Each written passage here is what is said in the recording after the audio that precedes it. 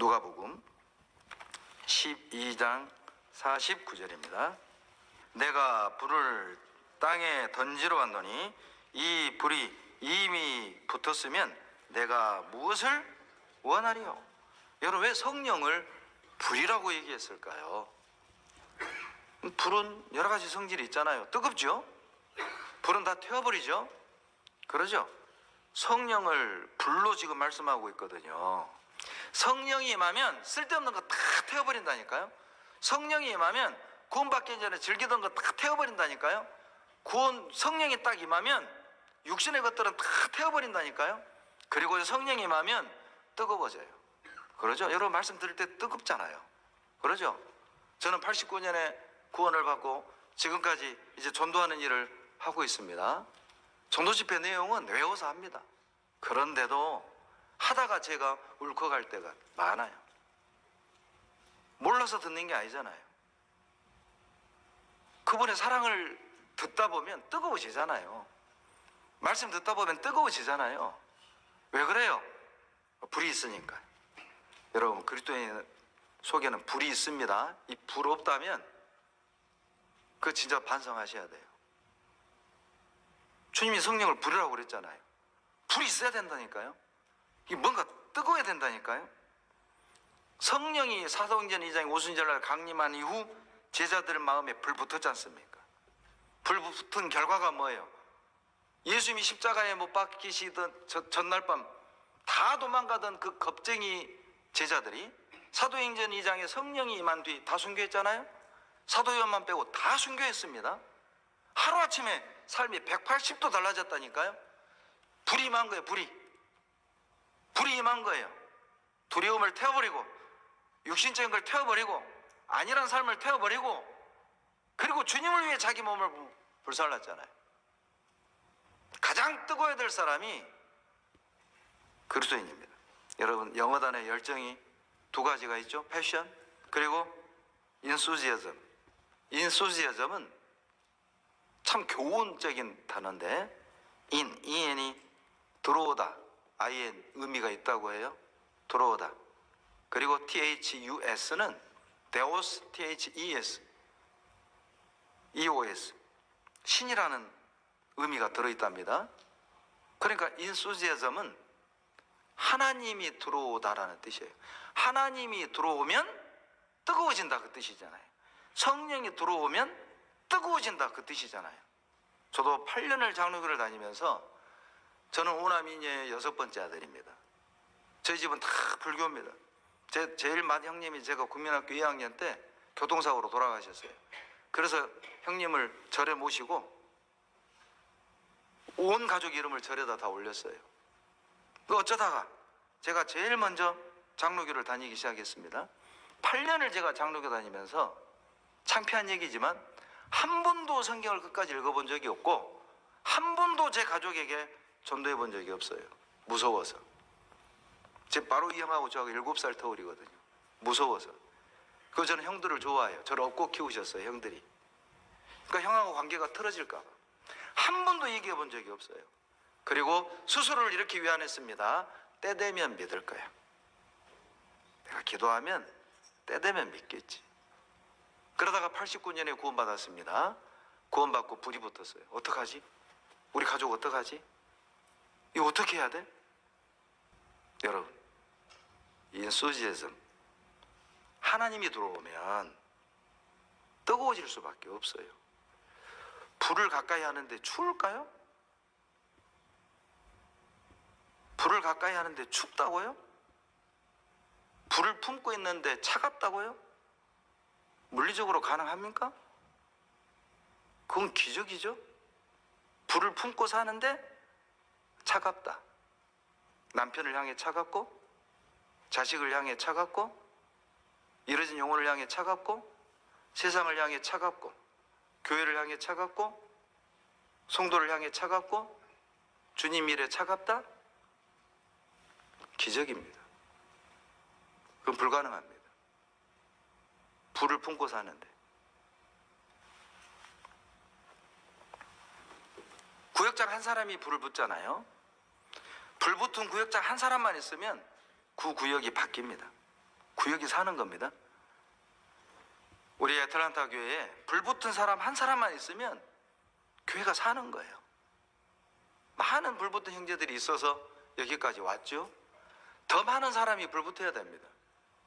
이것으로 만족할 수 없잖아요. 이것으로 만족할 수 없죠. 더 큰 일을 해야죠.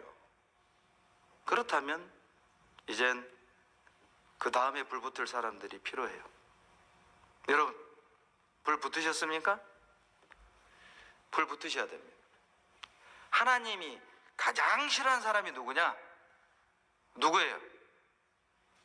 하나님이 가장 싫어하는 사람, 미지근한 사람. 요한계시록 3장 16절, 내가 이같이 미지근하여 덥지도 아니하고 차지도 아니하니 내 입에서 너를 토하여 뭐라고요? 내치리라. 내치리라를 보여드릴게요. 예? 예? 자, 여기 미지근한 이영재. 이영재라면 또 이씨들 오해할라. 배시 없죠? 배영재 할게. 배영재. 예? 미지근한 배영재. 이게 내 치는 거예요. 내치는 거예요. 얼마나 하나님 화가 나면, 얼마나 서운하면 내쳐요. 미지근한 거 말이에요. 불 줬는데 이 불을 안 써. 오히려 이 불을 꺼뜨려. 대단한 능력이죠. 그러니 토하여 치죠. 주님이 주신 불만 잘 살렸어도 우리 이렇게 안 삽니다. 놀라운 능력이 나타날 거예요. 마지막 때 복음의 최대 장애물은 세상이 아닙니다. 마지막 때 복음의 최대 장애물은 마귀가 아닙니다. 복음의 최대 장애물은 열정이 식은 그리스도인이에요. 뜨겁지 않은 그리스도인이에요. 선교사님에게 물었답니다. 선교하시면서 가장 힘든 것이 무엇이었습니까? 선교사님의 대답입니다. 선교 중 가장 힘들었던 것은 식어버린 그리스도인을 다시 뜨겁게 하는 것입니다. 전적으로 동의합니다. 식어진 형제를 쫓아다니고 찾아가서 교제해주고 다시 뜨겁게 일꾼으로 일으켜 세우는 것보다는, 죄송합니다, 차라리 이방인 전도에서 구원받고 일꾼 만드는 게 훨씬 시간이 짧아요. 너무 속상한 일 아니에요? 형제에게 쏟을 시간, 형제에게 쏟을 이 에너지를 이방인에게 쏟았다면 더 많이 구원받았을 거라고요. 그러나 이 형제도 포기할 수는 없잖아요. 그러니 쫓아가서 비 맞춰주고 막 다 다독여주고, 제발 영혼 건지는 데 쏟아야 될 에너지를 그리스도인에게 쏟지 않게 하셔야 됩니다. 그게 복음의 장애물이에요.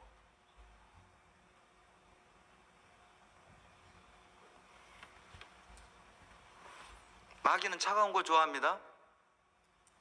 이유가 뭔지 아세요? 마귀는 뱀이잖아요. 뱀은 냉혈동물이죠. 마귀는 차가운 거 좋아해요. 마귀는 열정이 식은 그리스도인 좋아합니다. 왜냐? 전도하지 않거든요. 마귀는 사랑이 식은 그리스도인을 좋아합니다. 왜냐? 헌신하지 않거든요. 일하지 않거든요. 우리는 둘 중에 하나입니다. 하나님께 사랑받든 마귀에게 사랑받든. 누구에게 사랑받고 살고 계시죠? 하나님께 인정받든 마귀에게 인정받든. 둘 중에 하나라니까요. 신앙의 회색지대는 없습니다. 아군 아니면 적군이에요. 하나님께 필요한 사람은 열심 내는 사람이에요. 뜨거운 사람입니다. 열정 있는 사람이에요. 가진 게 많고 아는 게 많고 달란트 많고 리더십이 있고 그런 사람 말고, 가진 것 없어도 뜨거우면 하나님이 쓰셔요. 아는 게 없어도 뜨거우면 하나님이 역사해요. 달란트 없어도 뜨거우면 하나님이 그 사람을 통해 놀라운 일을 하신다니까요. 그러니 그냥 환경적인 그런 원인 얘기하지 말고 열심히 내봐요. 주님의 임재를 경험하게 될 거예요. 정말 나와 함께 하시는구나. 막대기 같은 나를 쓰는구나. 낙이 턱뼈 같은 나를 쓰시는구나. 경험하셔야 된다니까요. 구약에 많은 선지자가 나오죠. 선지자를 히브리어로 나비라고 한답니다. 버터플라이 말고요. 히브리어로 나비입니다. 한국어로 나비가 아니라 나비가 선지자예요. 선지자. 그런데 이 나비의 원뜻이 뭐냐? 부글부글 끓어오르다. 부글부글 끓어오르다. 이게 선지자의 뜻이에요. 성경 많이 아는 자가 아닙니다. 부글부글 끓어오르는 사람이에요. 능력 있는 사람이 아닙니다. 부글부글 끓어오르는 사람이 선지자라니까요. 왜 선지자를 부글부글 끓어오르다라는 나비를 썼을까요? 주의 백성을 주님께 되돌리는데, 죄인을 살리는데 필요한 것은 부글부글 끓어오르는 마음이라는 겁니다. 그 마음, 그 마음을 가진 사람을 선지자로 부르신 거예요. 부글부글 끓어오는 사람은 고난 두려워하지 않거든요. 부글부글 끓어오는 사람은 타협 안 하거든요. 부글부글 끓어오는 사람은 절대 쉽게 포기 안 합니다. 예레미야 20장 9절입니다. 내가 다시는 여호와를 선포하지 아니하며 그 이름으로 말하지 아니하리라 하면 나의 중심이 불붙는 것 같아서 골수에 사무치니 답답하여 견딜 수 없나이다. 예레미야가 주님의 말씀에 순종해서 메시지를 전파할 때 1절 2절을 보면은요, 예레미야가 매를 맞았습니다. 감옥에도 갇혔습니다. 예레미야가 지친 겁니다. 수년을 말씀을 전해도 성과도 없고 백성들은 꿈쩍도 안 하고, 그러니까 9절에 자기도 모르게 아이 나 전도 안 해, 선포하지 않아 라는 마음을 먹는 순간 9절 가운데 중심이 불붙는 것 같아서 견딜 수가 없는 거예요. 우리도 그런 경험 하잖아요. 저도 누님 전도할 때 누님이요 그냥 저를 막 속상한 말을 하실 때도 있었어요.